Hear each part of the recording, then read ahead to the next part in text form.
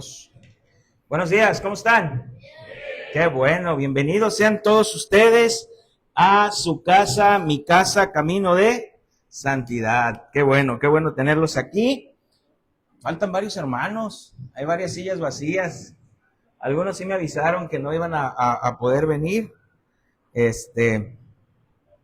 Pero si ves que falta un hermano que no está, márcale y pregúntale por qué no asistió. Si se quedó dormido, le das un jalón de orejas. Pero si fue por algún otro motivo, pues a lo mejor podemos apoyarlo en oración. ¿Sale? Ok.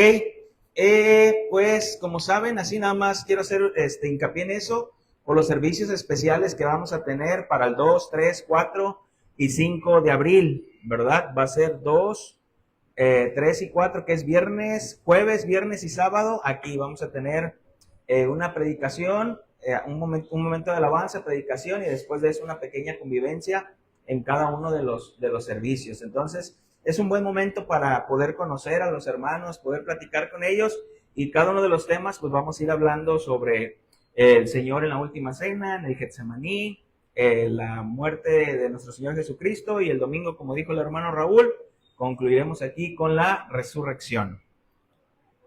¿Horario? Horario dijimos 7:30, ¿no? Sí, 7:30. A las 7:30. Entonces, aquí nos vemos, primero Dios, ¿sale? Para que lo vayan agendando. Ok, vamos a poner este tiempo en las manos del Señor, como siempre lo hacemos. Vamos a poner este tiempo en las manos del Señor. Vamos a orar, ¿sale? Vamos a orar. Si me pueden acompañar ahí para poner este tiempo en las manos del Señor. Bendito Dios y Padre de nuestro Señor Jesucristo, te damos gracias, Señor. Gracias, Dios, porque nos permites estar un domingo más aquí reunidos como iglesia. Gracias, Señor, por la vida de cada una de las personas que está aquí, Señor, que viene a escuchar tu palabra. Te pido, mi Dios, que puedan tener un corazón dispuesto para escuchar tu mensaje, que puedan despejarse y quitar toda distracción, Señor, que los haga perderse de escuchar tu palabra, que puedan concentrarse, mi Dios, en el mensaje que tienes en esta mañana para cada uno de ellos. Te pido, Señor, por aquellos hermanos que avisaron que no van a poder asistir, por aquellas personas, Señor, que están en desánimo, por aquellas personas, Señor, que tienen una frialdad en cuanto a tu palabra y en cuanto a buscarte, Señor. Mi Dios, te pido en esta mañana que me des sabiduría y me des entendimiento, como siempre lo haces, Señor, para poder exponer tu palabra correctamente. No quiero, Señor, añadirle, no quiero quitarle, no quiero que sean mis emociones hablando, sino solamente tu santa palabra, Señor, que es la única que puede transformar corazones. Yo te doy gracias, Señor, en el nombre de Cristo Jesús. Amén. A los que nos visitan por primera vez, bienvenidos. Van a ver cómo los hermanos de aquí les encanta recibir a las personas por primera vez. Al final se van a aventar ahí hasta por querer saludarte y querer invitarte una paleta. Vas a ver cómo los hermanos de aquí son bien amorosos. Ok, hermanos, seguimos con nuestro estudio expositivo de la carta a los romanos. Con este estudio expositivo de la carta a los romanos, mejor conocida como el Magnum Opus del apóstol Pablo. Y cuando decimos el Magnum Opus, estamos hablando de la gran obra, vamos a llamarlo así, ¿no? La gran obra del apóstol Pablo. Y en nuestros estudios pasados hemos hablado que Pablo tenía un anhelo por ir a visitar a los hermanos en Roma. Ese era un anhelo ardiente en el corazón de Pablo, ir a visitar a los hermanos en Roma, aunque él no los conocía. Recordemos que él todavía no conocía a los hermanos, pero él tenía este anhelo de ir a visitarlos. Pues quería ir a visitarlos no nada más para pasar un tiempo con ellos, quería realmente ayudarles a crecer espiritualmente, ayudarles a fortalecerlos en la fe y que también ellos lo hicieran con él. Era algo que Pablo buscaba. Entonces podemos ver cómo el apóstol Pablo tenía una prontitud por ir y predicar el evangelio a los hermanos en Roma y a las personas que no conocían del Señor. Pero Pablo podemos hacer una pregunta: ¿por qué Pablo estaba tan presto? ¿Por qué Pablo tenía esta prontitud por ir y predicarle a los hermanos en Roma? Recordemos que la palabra evangelio cuando decimos que Pablo quería ir a predicar el evangelio. La palabra evangelio quiere decir buenas noticias. Pablo quería ir con los hermanos de Roma para decirles sobre las buenas noticias. Y hermanos, ¿por qué Pablo quería decirles de estas buenas noticias o predicarles el evangelio? Porque Pablo nos dice, porque el evangelio es poder de Dios para salvación. Es lo que dice Pablo. Pablo dice que el evangelio es poderoso para salvar al hombre. ¿Por qué? Porque en el evangelio se reveló o se revela la justicia de Dios. ¿Qué quiere decir esto? Que en el evangelio se revela la justicia de Dios. Es que Dios mismo nos ha proporcionado la justicia que Él demanda. Recordemos que Dios es un Dios santo, es un Dios justo, es un Dios recto. Él no puede tolerar el pecado, pero Dios pide eso de nosotros, pide rectitud, pide santidad. Pero como el hombre es imposible que pueda tener esto, Él mismo nos ha proporcionado su justicia. ¿Y a quién nos proporcionó? A nuestro Señor Jesucristo. Y es lo que nos está hablando la carta de Pablo, y es el tema central, la justicia de Dios. Entonces, hermanos, una justicia que solamente puede venir de parte de Él, y esa justicia lo puede dejar plenamente satisfecho.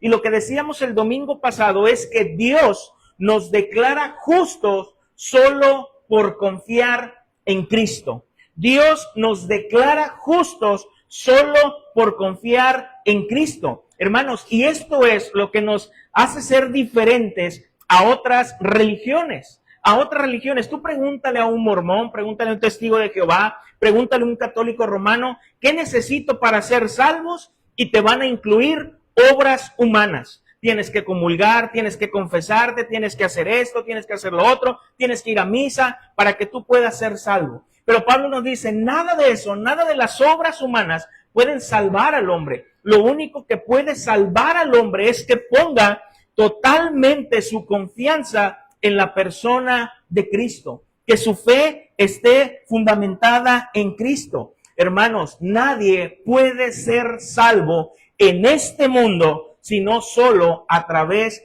de la persona de Cristo. De la persona de Cristo. El hombre no define cómo el hombre se va a salvar. El hombre no define eso. El hombre dice, bueno, para que uno se pueda salvar y pueda ir al cielo, tenemos que portarnos bien, tenemos que hacer buenas obras, tenemos que cumplir con ciertas cosas. Tú nomás no le hagas daño a nadie, solo vive y disfruta esta vida y después de que te mueras te vas a ir al cielo. Tú no defines cómo es para llegar al cielo.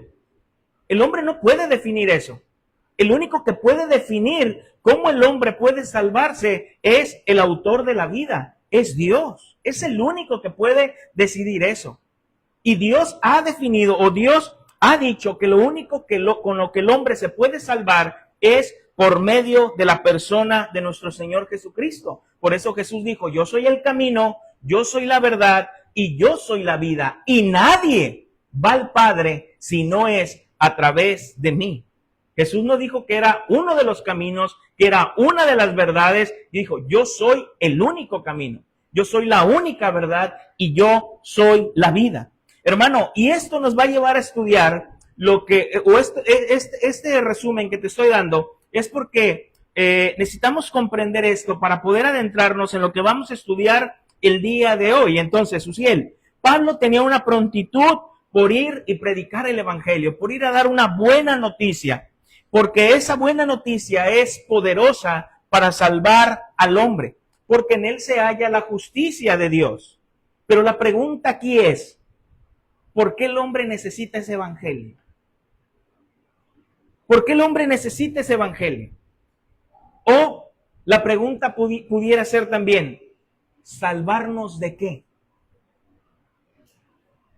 Pablo quiere ir a predicar el evangelio porque tiene poder de Dios, porque el evangelio es poder de Dios para salvación, pero ¿salvarnos de qué? Cristo vino a esta vida, a este mundo, a salvarnos de qué. Tú le preguntas a alguien y le dices, oye, ¿sabías que Cristo vino y murió por ti? Sí, murió por mis pecados y hasta ahí se queda. Pero la pregunta es, ¿a salvarnos de qué? Y Pablo nos va a responder esa pregunta en esta epístola a los romanos. Para comenzar nuestro estudio vamos a Romanos capítulo 1. Romanos capítulo 1, versículo del 18 al 20.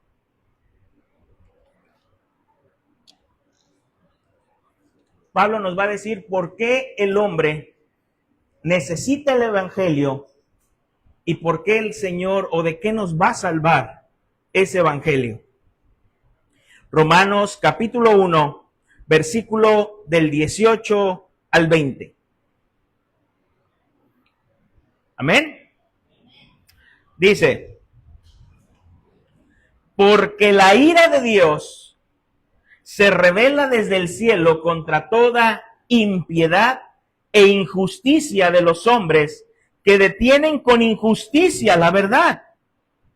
Por lo que de Dios se conoce, les es manifiesto, pues Dios se los manifestó, porque las cosas invisibles de Él, su eterno poder y deidad, se hacen claramente visibles desde la creación del mundo, siendo entendidas por medio de las cosas hechas, de modo que no tienen excusa.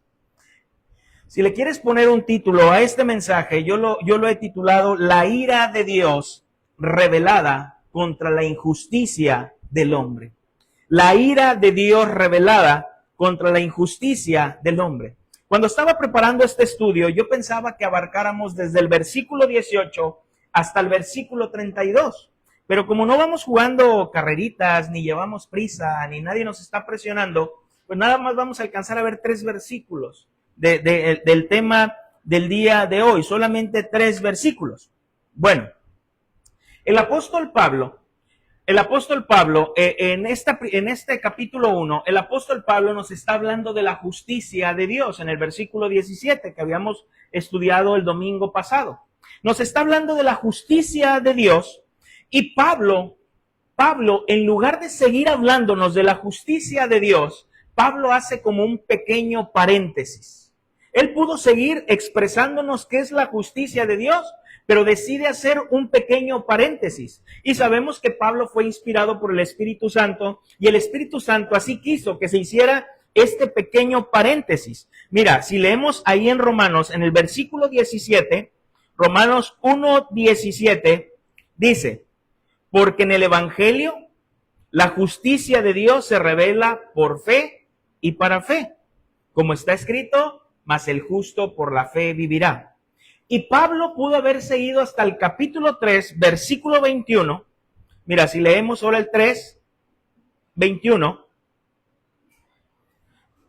recordando lo que dice el 17, mas el justo por la fe vivirá, versículo 21 del capítulo 3 dice, pero ahora, aparte de la ley, se ha manifestado la justicia de Dios, testificada por la ley y por los profetas. Él pudo haberse ido así de corridito, pero hizo un paréntesis. Hermanos, y la pregunta es, ¿por qué Pablo hizo este paréntesis? ¿Por qué el Espíritu Santo quiso que Pablo hiciera este paréntesis? Tú puedes decir, pues sí, los versículos que leíste ahorita, Romanos, pues como que no me quedan muy claros. Por eso los vamos a estudiar, para que nos queden claros. Pablo hace este paréntesis porque Pablo quiere hablarnos de la condición del hombre. ¿Cuál es la verdadera condición del hombre? ¿Por qué el hombre actúa así? ¿Por qué el hombre piensa así? ¿Por qué el hombre hace las cosas? Y Pablo nos quiere hablar de esta condición. ¿Cómo el hombre actúa? Y Pablo nos dice que el hombre está, o la humanidad está, cuando hablo de hombre estoy hablando general de la humanidad, que la humanidad está bajo la ira de Dios. En la teología a esto se le conoce como la condenación universal. La condenación universal. Hermanos, en esta estructura o en este paréntesis que el apóstol Pablo hace, de este versículo que va a agarrar desde el versículo 18 hasta el capítulo 3, versículo 21, en este paréntesis, la estructura que este paréntesis lleva es que Pablo va a iniciar dando una definición en la condición que se hallan todos los hombres. Es lo que él va a hablar, en la condición que se hallan todos los hombres. Hasta mi abuelito, que yo creía que era bien bueno, sí, tu abuelito, todos los hombres. En general, la condición o la definición en la que se hallan todos los hombres. Pero Pablo también nos va a hablar que no solamente, que también el que no es judío necesita la justicia de Dios. Pablo también nos va a hablar que el que es judío también necesita la justicia de Dios. Entonces, en general, Pablo nos dice que todos los hombres necesitan la justicia de Dios, porque todos los hombres están bajo condenación. Bajo condenación. Entonces, ¿por qué el hombre necesita el evangelio? ¿Por qué el hombre necesita de este buen mensaje? ¿Para salvarnos de qué? ¿Salvarnos de qué? Y Pablo nos va a dar esa respuesta. Volvemos ahí en el capítulo 1, versículo 18, dice, porque la ira de Dios se revela desde el cielo contra toda impiedad e injusticia de los hombres que detienen con injusticia la verdad. La pregunta aquí es, ¿la ira de quién? ¿Quién está airado? Dios. La ira de Dios. Hermanos, Pablo comienza hablándonos de la condición del hombre general. Del hombre en general. ¿Cuál es la condición del hombre? Pablo no se anda con rodeos. Pablo dice, el hombre necesita el evangelio porque es poder de Dios para salvar a aquel que está condenado. Porque la ira de Dios se revela, hermanos, y Pablo inicia así este mensaje. Pablo así lo inicia. Si tú escucharas el día de hoy, vamos a decirlo así, tú escucharas el día de hoy, que se está trabajando en una medicina que puede salvar a las personas que tienen cáncer de la piel, vamos a decirlo así. Se está trabajando en eso. Tú puedes leer la noticia y dices, órale, qué bien. Pero si una persona que tiene cáncer de piel, llega a escuchar esa noticia, ¿qué va a pasar? Se va a interesar. Y la va a comenzar a leer. Y va a comenzar a investigar. Porque ha escuchado una buena noticia. Ha escuchado una buena noticia, la cual puede salvarle de su cáncer. Hermanos, y es lo que Pablo quiere hacer. Por eso el evangelio son buenas noticias. Y el evangelio que Pablo está mencionando, o el evangelio que Pablo anuncia, no tiene nada que ver a veces con el mensaje que se predica hoy en día.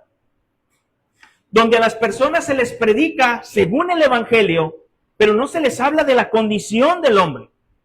Hoy en día se predica un mensaje, se predica un evangelio, donde nada más a la persona le dicen, ven porque el Señor quiere cumplir tus sueños.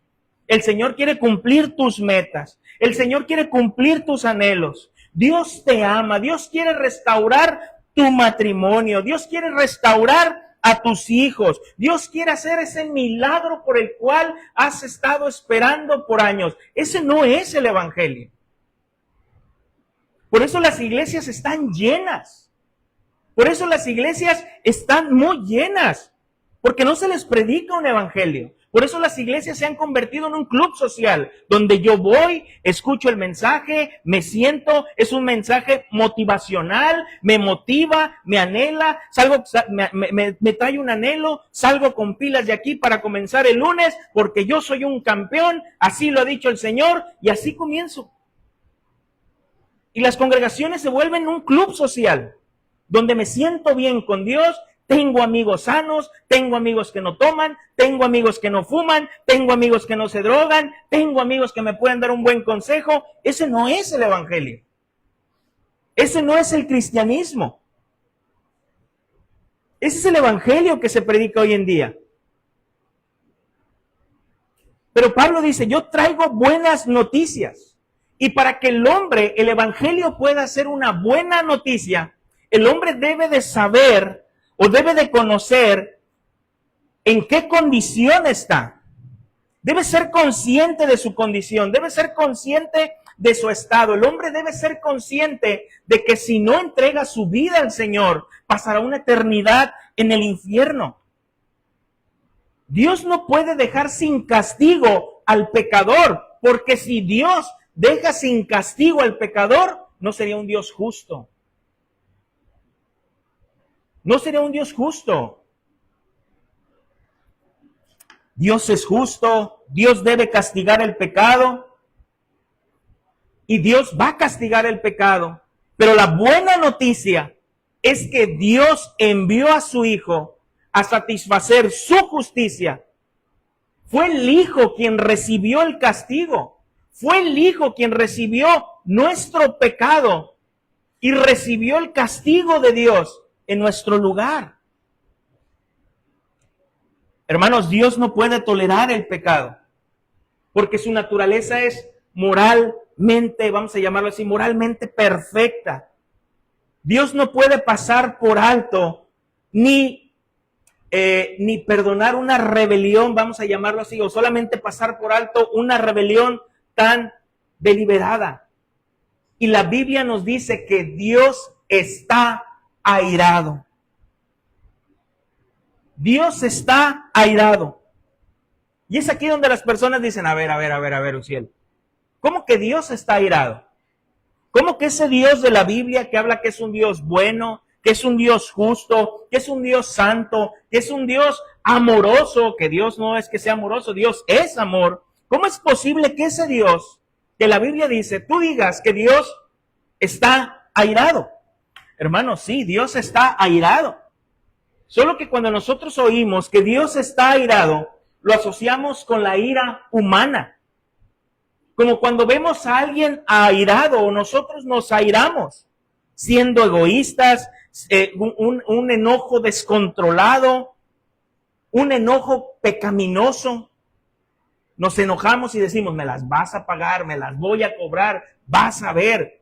No, hermanos, cuando hablamos de la ira de Dios, estamos hablando de una ira santa, una ira justa, una ira perfecta, una ira sin pecado. Una ira sin pecado. Esa es la respuesta correcta de un Dios ante el pecado. Mira, vamos a Salmos capítulo 7, versículo del 11 al 12. Salmo 7, versículo del 11 al 12.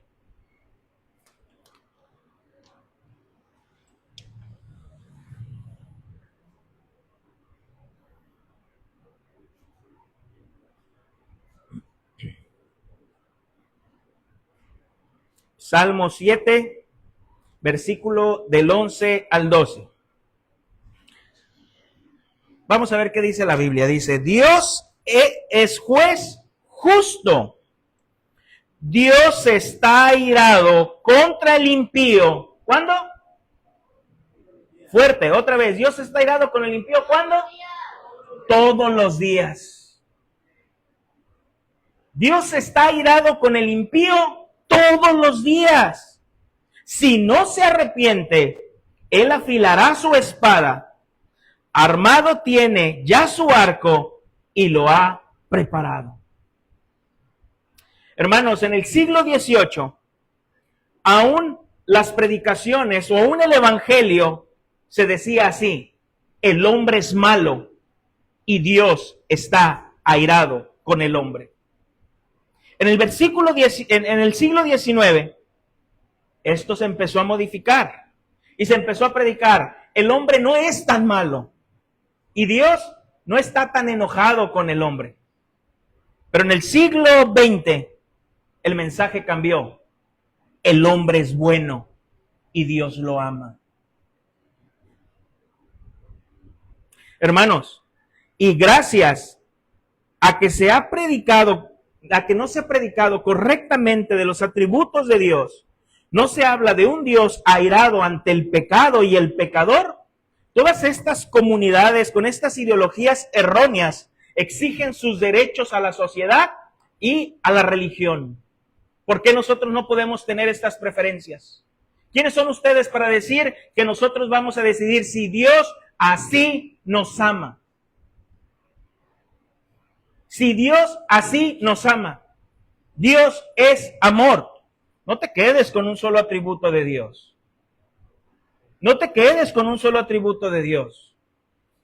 Dios tiene más atributos, sí, Dios es amor, pero Dios es justo, Dios es recto, Dios es santo, Dios no tolera el pecado. Hermanos, muchas veces se nos enseñó, o quizás se nos sigue enseñando, que Dios te ama, pero Dios aborrece tu pecado. Es así como se predica hoy en día. Mira, Dios te ama tanto a ti. Dios no ama tu pecado, pero a ti como persona, Dios te ama. Y cuando se habla así, esto hace sentir al hombre no tan malo. A ver, si Dios me ama como soy, pues realmente no soy tan malo si no me amara. No soy tan malo si no Dios no me amara. Porque si realmente fuera malo, pues Dios ni siquiera me amara. Y este mal mensaje ha hecho que el hombre se crea que puede vivir como él quiera. Y no tomar en cuenta a Dios en sus decisiones. Que el hombre puede vivir bajo sus deleites, bajo sus placeres. Y al final decir, es que Dios es mi amigo. ¿De verdad? Un amigo siempre te va a decir la verdad. Decía un reformador, hiéreme con la verdad, pero no me mates con la mentira. Y esto ha hecho que el hombre no se sienta tan malo, que puede seguir viviendo en sus deleites, puede vivir siguiendo en sus placeres, y que al final de sus días, él pasará una eternidad con Dios. No importa, nomás que mi papá le pague al sacerdote y me recen el novenario y con eso. ¿De verdad? ¿De verdad crees que nada más con eso? Hermanos, es triste el evangelio que se predica hoy en día. Estaba escuchando un pastor que se va a presentar en el auditorio, no me acuerdo en cuál auditorio, en México, y creo que sí, y es él, y va a invitar a otros predicadores, y ven, si tú quieres descubrir cuáles son tus metas, cuáles son tus sueños, por dónde te quiere llevar el Señor, ven y paga. Obviamente te cobran por ir a decirte hacia dónde el Señor te quiere según mostrar, pero ese no es el evangelio. Ese no es el evangelio que el Señor habla en la palabra de Dios. Jonathan Edwards, un teólogo, pastor y misionero del siglo XVIII, predicó un sermón titulado Pecadores en las manos de un Dios airado. En el siglo XVIII él predicó este mensaje y así lo tituló, Pecadores en las manos de un Dios airado. Y dice que cuando él estaba predicando este mensaje, la intensidad de las quejas y el llanto fue tan alta, la gente se empezó a espantar de este mensaje, de lo que Jonathan Edwards estaba predicando, que la gente empezó a llorar, empezó a gritar, empezó a clamar por perdón, y Jonathan Edwards le tenía que decir, hey, tranquilo, déjenme seguir predicando, porque no lo dejaban, de tanto llanto, de tanto grito. Y dice que en varias ocasiones él tuvo que pedir silencio para que pudiera continuar con el sermón. Y dice que cuando terminó con el sermón, el auditorio estaba conmovido. Un hombre corrió hacia él diciendo, tenga compasión. Otros se agarraban fuertemente del banco pensando que caerían al infierno. Otros se abrazaban a las columnas para sostenerse porque pensaban que el juicio de Dios ya había llegado. Y se registra que alrededor de 500 personas se arrepintieron de sus pecados y pusieron una total confianza en Cristo. Pocas veces, hermanos, vamos a escuchar un mensaje como ese. Vamos a escuchar una predicación como esa. O vamos a escuchar títulos así en las predicaciones. Las predicaciones de hoy, repito, o los temas de las predicaciones de hoy son: alcanza tu potencial, tú puedes, no te rindas. Y todo el sermón está concentrado en el ego del hombre, en su exaltación. Pero la Biblia nos dice que Dios está airado con el pecador. Dios está airado con aquel que no ha puesto su confianza en Cristo. Querido amigo, si el día de hoy tu confianza no está en Cristo, el Dios del universo, el Dios todopoderoso, está airado contigo. Y la palabra ira viene de una palabra griega que es orgé, así viene de esta palabra griega, que quiere decir indignación o también quiere decir irritación. Dios tiene una indignación, Dios tiene una irritación sobre el pecado y el pecador. Sobre el pecado y el pecador. Fíjate lo que dice Juan capítulo 3, versículo 36.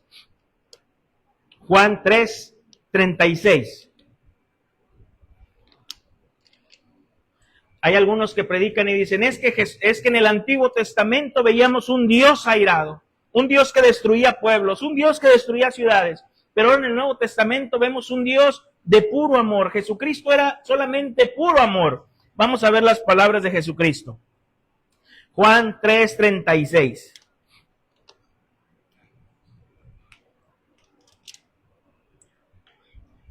El que cree en el Hijo, ¿qué dice? Tiene vida eterna.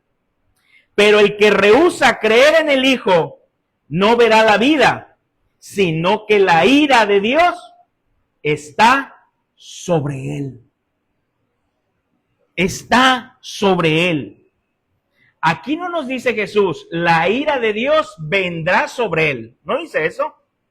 No dice, la ira de Dios vendrá sobre él. Dice, la ira de Dios está, tiempo presente. La ira de Dios está sobre esa persona quien no ha creído en Cristo. El Dios soberano, creador del cielo y de la tierra, de todo el universo, el Dios todopoderoso, está airado con aquel que no cree en el Hijo. Está indignado, está irritado por tu forma de vivir. Pero nosotros no nos creemos tan malos. Creemos que a Dios todo se le pasa y todo se le olvida, que Dios es como nosotros, que le decimos a nuestro hijo, si no te portas bien, si sigues haciendo esto, te voy a disciplinar. Y el hijo no lo hace, no se porta bien, y cuando ya vamos con la vara para darle a nuestro hijo, ya papi, por favor, y, hijo, ándale pues, para la otra. Dios no es así, hermanos. Dios no es así. Dios es inmutable, Dios no cambia. Y gloria a Dios por ello. Dios lo que dice, lo cumple. Él no es hombre para que mienta. Dios no puede ser burlado. Él no puede tolerar el pecado. Porque si Dios tolerara el pecado, Cristo no hubiera muerto en la cruz. Dios tenía que castigar el pecado. Dios no podía dejarnos sin castigar nuestro pecado. Pero la gente hoy en día se burla de la ira de Dios. La gente se burla, la gente se mofa. Y es lo que vamos a estudiar en estos domingos que vienen. Vamos a ver todo esto, la condición del hombre. La gente se burla, la gente se mofa sobre la ira de Dios diciendo que en ese lugar del tormento, ese lugar del infierno, la gente se quiere ir ahí y hasta hace música. Y yo cuando me muera me quiero ir al infierno y que vaya la banda y voy a jugar baraja y que me toquen la música y que me traigan las cervezas porque ahí voy a disfrutar. Yo no quiero estar en el cielo tocando arpas y estar todo aburrido. ¿De verdad eso crees? O algunos dicen, en el infierno, ay, vente, que acabo en el infierno, vamos a caber todos. Yo no quiero ir al infierno. Yo merezco el infierno. Yo merezco el infierno. Yo merezco una eternidad separada de Dios. Pero el Señor tuvo gracia de mí. Yo no hice nada bueno. Él decidió salvarme. Él decidió tomar mi pecado, tomar mi culpa, tomar mis burlas, tomarlas y colocarlas en Cristo. Y castigar mi pecado. Hermanos, la ira de Dios es santa y la ira de Dios siempre es justificada. Si Dios está airado con el pecador, eso está justificado. Mira, vamos a Romanos capítulo 2, versículo 5 al 8.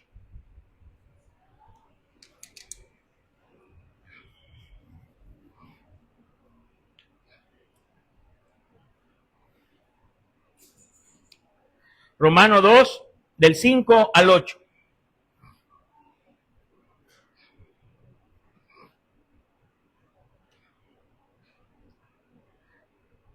Ok, pero por tu dureza y por tu corazón no arrepentido, atesoras para ti mismo ira para el día de la ira y de la revelación del justo juicio de Dios, el cual pagará a cada uno conforme a sus obras, vida eterna a los que perseverando en bien hacer buscan gloria y honra e inmortalidad, pero ira y enojo a los que son contenciosos y no obedecen a la verdad, sino que obedecen a la injusticia.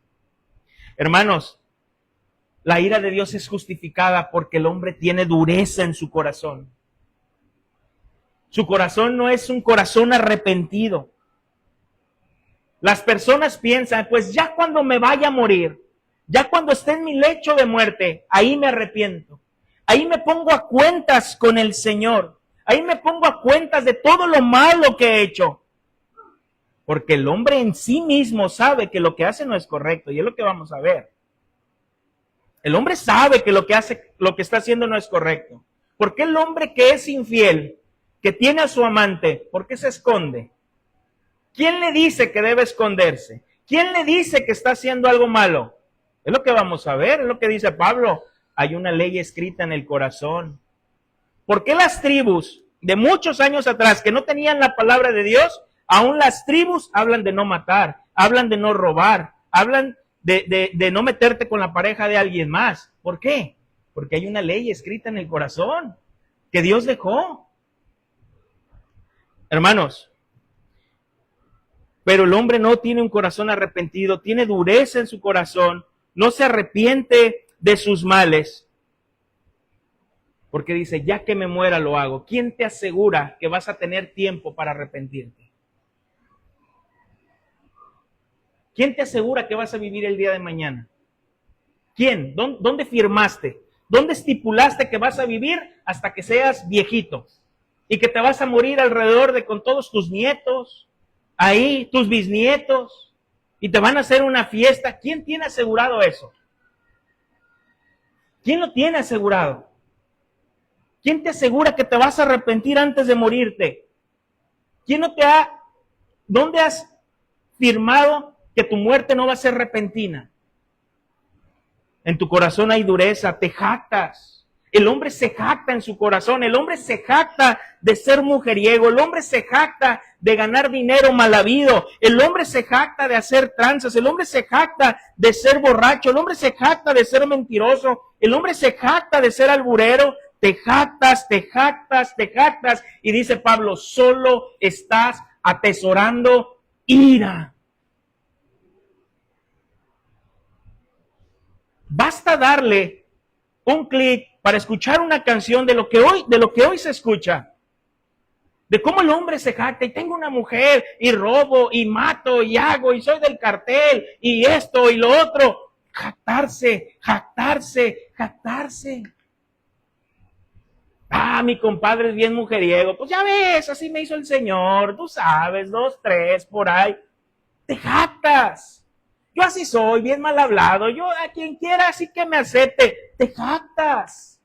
Te jactas.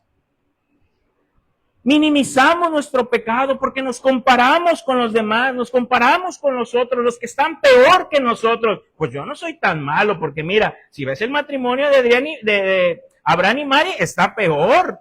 Entonces mi matrimonio no está tan mal. ¿Por qué con ellos? ¿Por qué no con Dios te comparas? No soy tan malo como otros. Y como no soy tan malo como otros, yo no creo que Dios me castigue a mí. Porque yo no soy tan malo. Pero su ira está justificada. Tanto ese que no crees que es tan malo como tú, merecemos el infierno. Debemos temer a la ira de Dios. Debemos temer a un Dios airado. Salmo capítulo 5, versículo 4.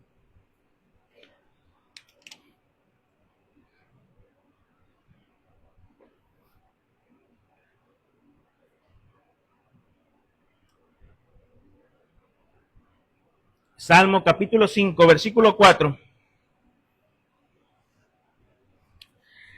Dice, porque tú no eres un Dios que se complace en la maldad. El malo no habitará junto a ti. Versículo 5. Los insensatos no estarán delante de tus ojos. Aborreces a todos los que hacen iniquidad.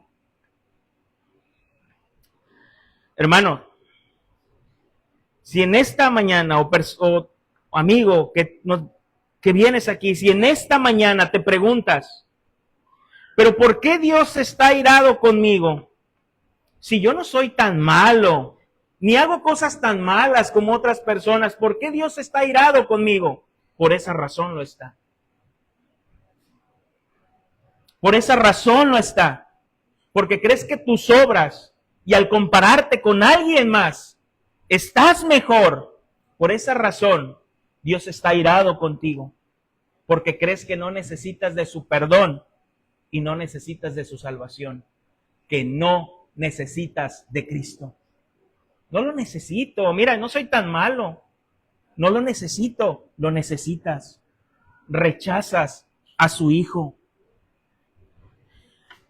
Hermanos, entendiendo que Dios está airado con la humanidad, que Dios está airado con la humanidad, que es por eso que necesitamos ese evangelio que es poderoso para salvarnos de la ira de Dios. Por eso necesitamos ese evangelio, porque ese evangelio nos puede librar de la ira de Dios. Pablo dice aquí, la revelación, Pablo en este versículo 18 dice, porque la ira de Dios se revela desde el cielo contra toda impiedad, injusticia de los hombres que detienen con injusticia la verdad.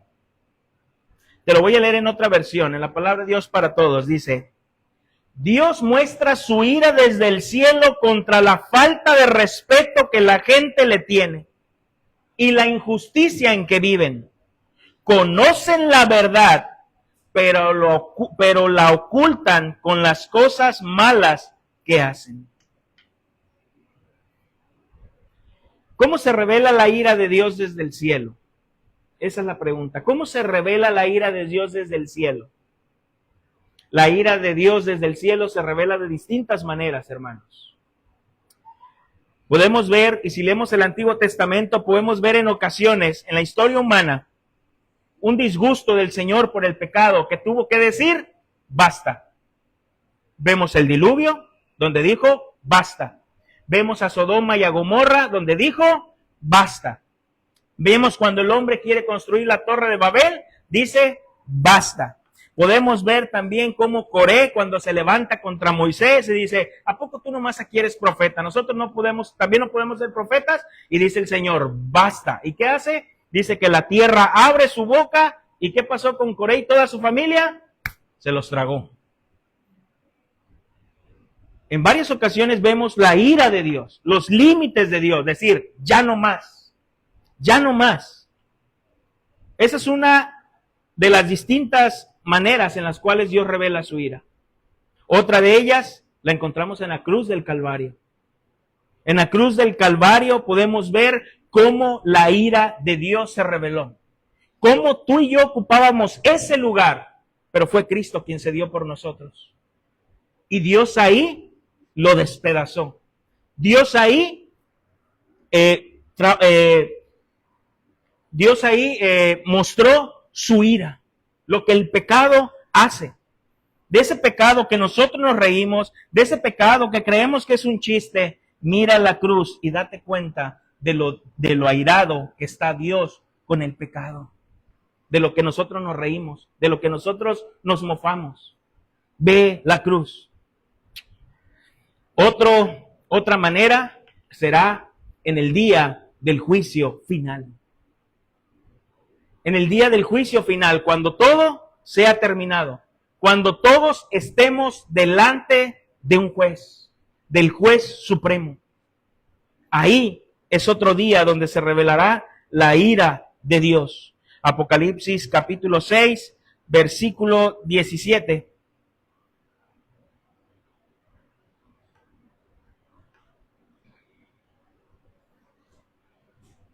Apocalipsis 6, 17.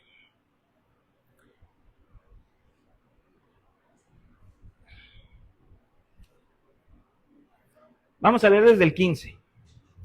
Dice, y los reyes de la tierra y los grandes, los ricos, los capitanes, los poderosos, los siervos y todo libre, se escondieron en las cuevas y entre las peñas de los montes y decían a los montes y a las peñas, caed sobre nosotros y escondednos del rostro de aquel que está sentado sobre el trono y de la ira del Cordero, porque el gran día de su ira ha llegado.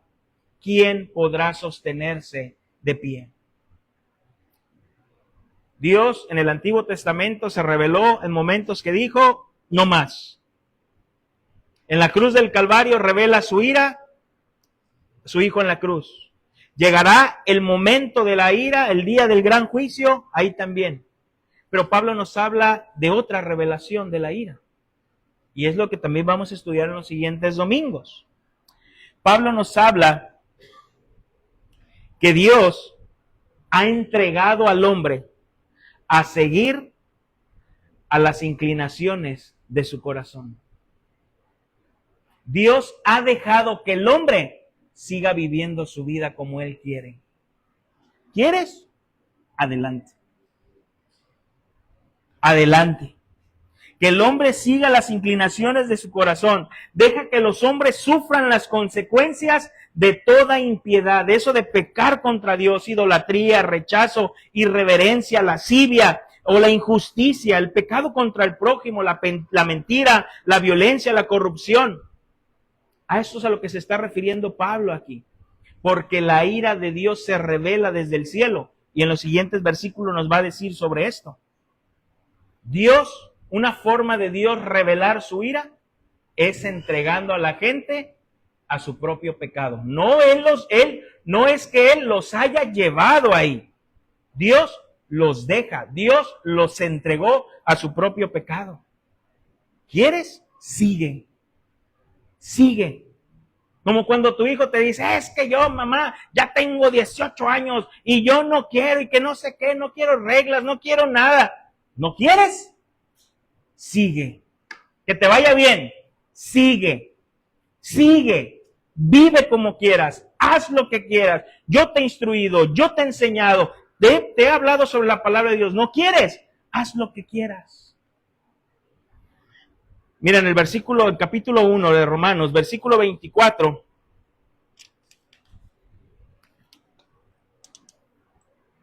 Romanos 1:24. Dice, por lo cual también Dios los entregó a la inmundicia en las concupiscencias de sus corazones, de modo que deshonraron entre sí sus propios cuerpos. Versículo 26. Por esto Dios, ¿qué dice? Los entregó a pasiones vergonzosas, pues aún sus mujeres cambiaron el uso natural por el que es contra naturaleza. Versículo 28. Y como ellos no aprobaron tener en cuenta a Dios, ¿qué dice?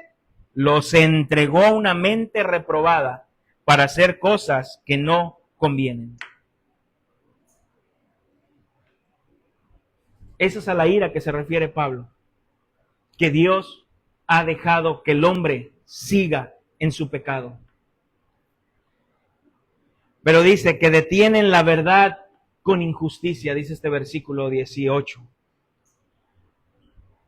¿A qué se refiere que detienen la verdad con injusticia? Los seres humanos conocen algo de Dios, pero lo rechazan. No es que el hombre sea ignorante de Dios, es un rechazo deliberado de la verdad. Es un rechazo deliberado. ¿Por qué? Porque el hombre ama más las tinieblas que a la luz.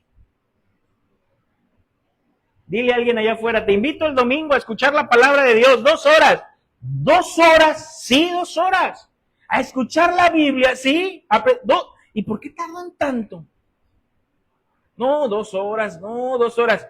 Pero te puedes desvelar desde las 7 de la tarde hasta las 5 de la mañana, tomando, riendo, haciendo, y nada te afecta.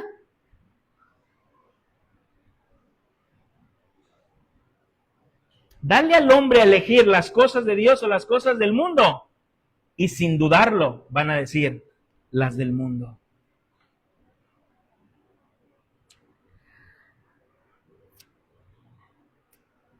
A las personas les predicas, los invitas a venir, les hablas del evangelio y pretextos, pretextos, pretextos, pretextos.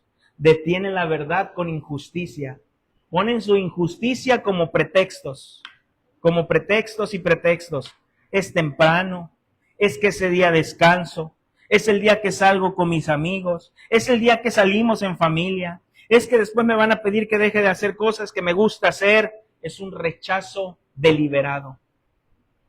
No es ignorancia, es un rechazo deliberado. Volvemos a leer ahí el 18, versículo 18 dice, porque la ira de Dios se revela desde el cielo contra toda impiedad e injusticia de los hombres que detienen con injusticia la verdad. Versículo 19, porque lo que de Dios se conoce les es manifiesto, pues Dios se lo manifestó. En otra versión, Palabra de Dios para Todos, dice este versículo 19 así, lo que se conoce sobre Dios, ellos lo saben muy bien. Lo que se conoce sobre Dios, ellos lo saben muy bien, porque Dios mismo se los ha mostrado. Dios mismo se los ha mostrado. Dios ha dejado, hermanos, un testimonio claro de su existencia y de su poder. Hermanos, simplemente levantarte el día de hoy y no tener que estar pegado a un tanque de oxígeno, es una bendición. ¿Quién hace que tus pulmones funcionen a esa perfección? Limpio. ¿Sabes cuánto cuesta un tanque de oxígeno? Pregúntale al hermano Higinio, que se tiene que andar limitando a salir a lugares por la condición de su esposa. No, me quedan tantas horas. Y luego me dice, no, pastor, y traigo 2 de repuesto en el carro, porque si un día se me descompone el carro y me quedo parado yendo para allá, para Suchitlán, de aquí que venga la grúa, se me muere mi mujer si no le doy oxígeno. Hermanos, si tú y yo, ¿qué nos cuesta?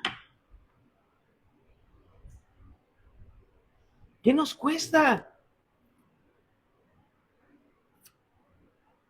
Hermanos, Pablo va a contestar aquí, en el versículo 18, en el versículo 19, el versículo 20.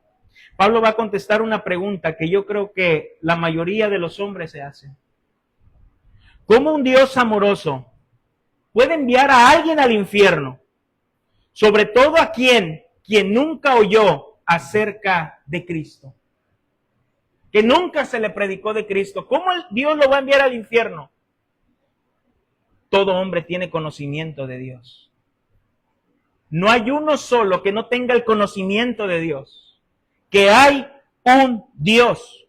Vete con los aztecas, vete con los mayas. Sabían que había un Dios. Adoraban. Pero aquí nos va a decir, Romano nos va a decir, nada más que su adoración fue desviada, pero sabían que había un Dios.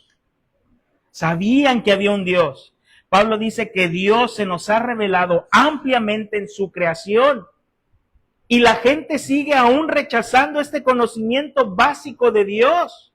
Además, cada uno sabe en su fuero interno lo que Dios demanda, pero optan por no vivir de acuerdo a ello. En otras palabras, nuestras normas morales nuestras normas morales no son siempre mejores que nuestra conducta. Hermanos, ¿de verdad tú crees que de la nada, que eres un accidente y que vienes de la nada? Es como si vas caminando por el monte donde no hay casas, no hay carros, y te encuentras un reloj y lo ves funcionando a la perfección, y tú dijeras, ah, mira, aquí de la nada apareció un reloj. Y alguien te dice, a ver, esto no apareció de la nada, esto tiene un creador. No, de la nada. Nadie piensa eso, hermanos. Sabes que hay un creador. La creación nos grita que hay un creador. Por eso el versículo 19 dice, lo que se conoce sobre Dios, ellos lo saben muy bien, porque Dios mismo se los ha mostrado. Versículo 20, porque las cosas invisibles de Él, su eterno poder y deidad, se hacen claramente visibles desde la creación del mundo, siendo entendidas por medio de las cosas hechas, de modo que no tienen excusa. El hombre no tiene excusa. El hombre no tiene excusa para decir, es que yo no sabía que había un Dios. Sabías que había un Dios. Tú sabías que había un Dios. A esto en la teología se le conoce como la revelación general. Dios se ha revelado generalmente para todo el mundo. Dios se ha revelado. Una cosa es la revelación general y otra cosa es la revelación especial, que después la vamos a ver. Pero ahorita estoy hablando de la revelación general, donde todo el mundo sabe que hay un creador. Que hay un creador. ¿Cómo se revela esta, o cómo podemos ver esta revelación general? Es una revelación a todos los hombres. No hay excusa, es a todos. No es un código secreto, no se necesita un estudio de ciencia para saber que hay un Dios. Dios se ha revelado por medio de la creación. Hermanos, la creación nos habla, la creación nos grita que hay un creador, las estrellas, los cielos, la inclinación de la tierra,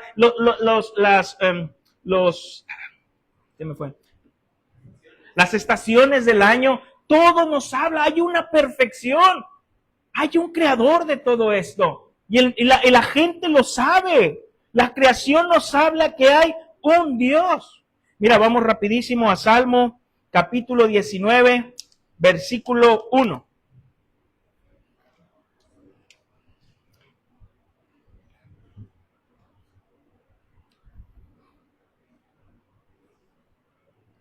Salmo 19, 1 al 6.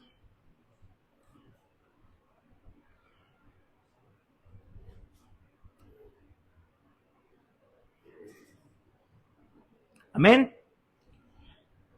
Los cielos cuentan la gloria de Dios, y el firmamento anuncia la obra de sus manos. Un día emite palabras a otro día, y una noche a otra noche declara sabiduría. No hay lenguaje ni palabras, ni es oída su voz. Por toda la tierra salió su voz, y hasta el extremo del mundo sus palabras. Y ellos puso tabernáculos para el sol. Y éste, como esposo que sale de su tálamo, se alegra cual gigante para correr el camino. De un extremo de los cielos es su salida, y su curso hasta el término de ellos. Y nada hay que se esconda de su calor. ¿Qué nos dice el salmista? Los cielos cuentan la gloria de Dios. Hermanos, simplemente cuando vas allá al campo y empieza el atardecer hermoso, que empiezan esos colores a mezclarse, que ningún pintor pudiera hacer algo así, dices, no cabe duda que hay un Dios. Cuando vas al mar y está cayendo el atardecer, ves la playa, ves la arena y dices, no cabe duda que hay un creador. Cuando vas a una noche de campo, a acampar estrellado, donde se ven todas las estrellas, no cabe duda que hay un creador. Solamente un creador pudo hacer esto. Solamente un Dios pudo hacer esto. La creación nos habla que hay un Dios, pero aún así el hombre lo rechaza. No es cierto, no es cierto, no es cierto. Tu tatarabuela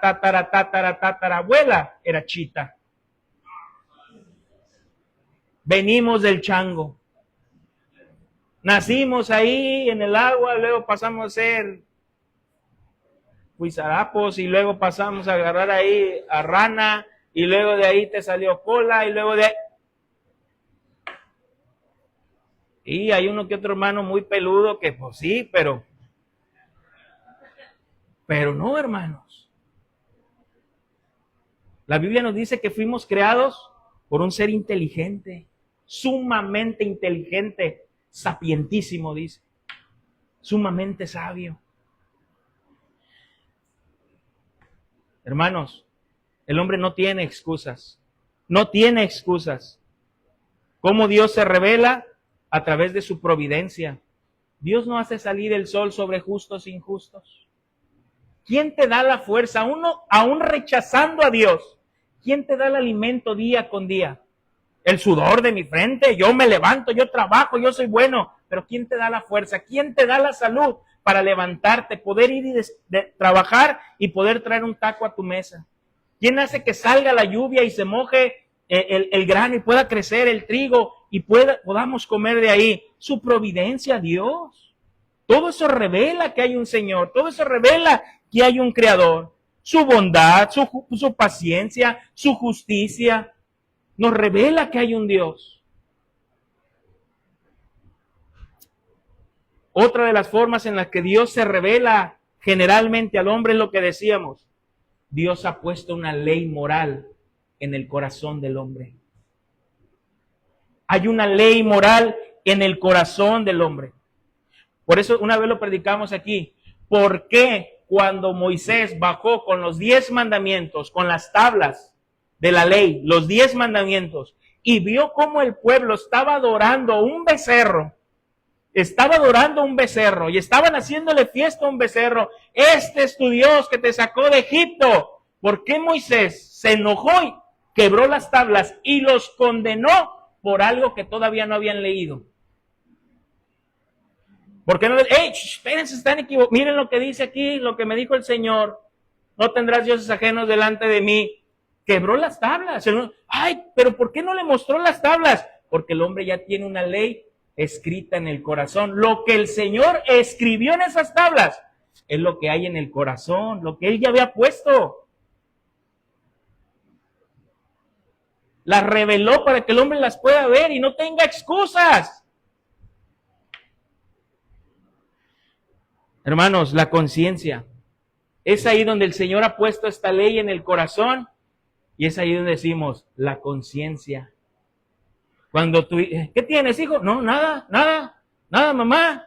No tengo nada y no te quiere enseñar los exámenes. No, nada. Lo acusa.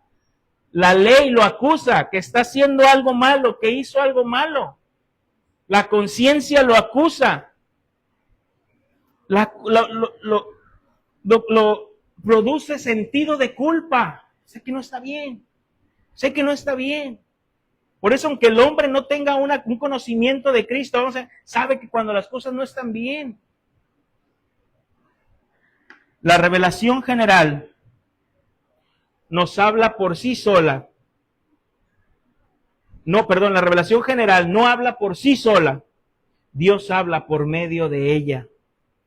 Toda ella deja al hombre sin excusas. Sin excusas. Hermanos, la revelación de Dios es perspicua. ¿A qué me refiero con esto? Que la revelación de Dios es clara. La revelación de Dios es clara. La revelación de Dios es transparente.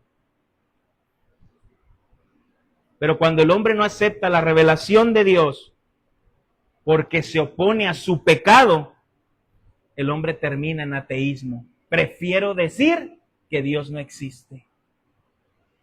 Pero el hecho de que tú niegues las sumas, el hecho de que tú niegues las restas, el hecho de que tú niegues las multiplicaciones, eso no lo quita.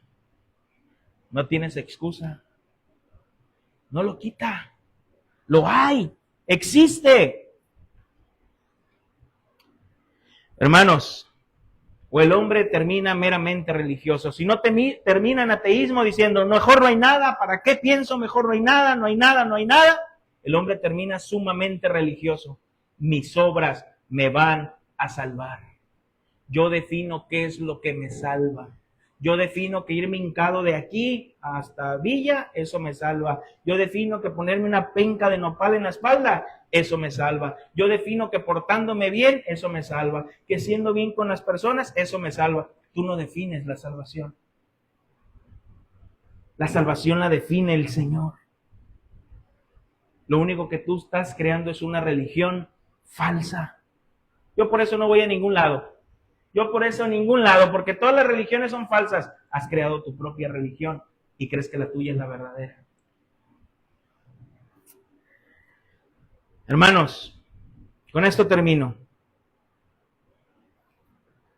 Por eso nadie va a poder decir en aquel gran día, nadie va a poder ponerse delante de Dios y decir, yo no sabía que existías. Nadie va a poder hacer eso. Nadie, no va a haber nadie que pueda decir, yo no sabía que existías. El Señor va a decir, mi creación, mi providencia y mis mandatos dentro de tu corazón te gritaban y te decían que había un Dios.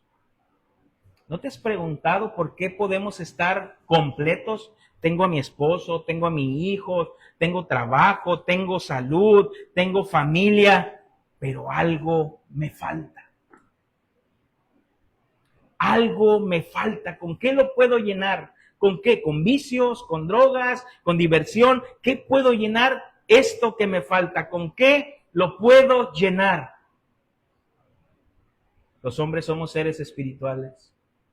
Lo único que ese vacío se puede llenar es con Cristo. Es con Cristo. Querido amigo, y menos con el día de hoy vas a poder negar que había un Dios o que hay un Dios. Hoy sabes que Dios está airado con el pecado y con el pecador. Lo sabes. La pregunta aquí es, ¿qué vas a hacer? ¿Qué vas a hacer? ¿Qué vas a hacer ahora que sabes esto? ¿Qué vas a hacer? ¿Vas a seguir con tu vida y creerte sabio en tu propia opinión?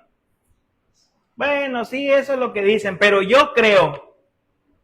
¿Vas a seguir sabio en tu propia opinión? ¿Tú vas a definir el medio de salvación para tu alma? ¿Sabes qué es lo que está haciendo el Señor en esta mañana? Te está dejando sin salida. El Señor te acorrala. Vas para acá, topas, vas para acá, topas, vas para acá, topas, vas para acá, topas. Lo único que te queda es mirar al cielo y decir, Señor, sálvame. Sálvame. No hay escapatoria. Estás en las manos de un Dios airado. Estás delante de un Dios santo, justo y recto, que no puede dejar sin castigo al pecador. Corre a refugiarte en Cristo. Corre a refugiarte a la cruz. Corre a refugiarte como un niño que no tiene salida. Y lo único que ve es a su papá y esconderse delante de él y decirle, papá, por favor. Y el papá dice, ¿qué pasó? Corre a refugiarte a Cristo. Arrepiéntete de tu manera de vivir. Arrepiéntete de cómo tú has creído que así se debe vivir, que así debe de ser y como tú has definido el medio de salvación. Arrepiéntete. Arrepiéntete de tus pecados. Señor, me arrepiento de mis pecados, me arrepiento de mi vana manera de vivir. Señor, por favor, perdóname. Yo creo en tu palabra y creo que mis pecados han sido puestos en Cristo. La ira que yo merecía fue puesta en Cristo. Perdóname y a partir de hoy quiero confiar solamente en Cristo. Es el único que puede salvarme.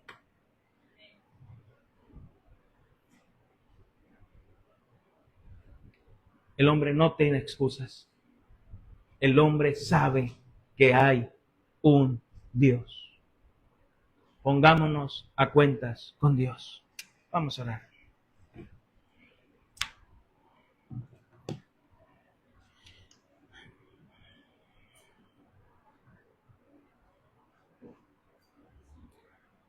Bendito Dios.